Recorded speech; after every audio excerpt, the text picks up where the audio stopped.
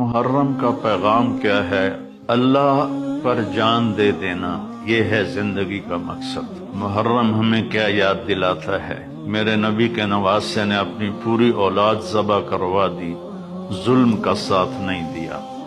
تو میرے بھائیو، اللہ کے واسطے نہ ظالم بنو، نہ ظالم کا ساتھ دو، نہ ظالم بنو، نہ ظالم کا ساتھ دو۔ رشوت، چوری، ڈاکے، جوئے، بدکاری کے اڈے، لوٹ مار، ملک کے ساتھ غداری، چند پیسوں کے پیچھے فائلوں کو اوپر نیچے کر دینا، یہ سب ظالم۔ محرم کا پیغام کیا ہے؟ اللہ پر جان دے دینا، یہ ہے زندگی کا مقصد۔ محرم ہمیں کیا یاد دلاتا ہے؟ میرے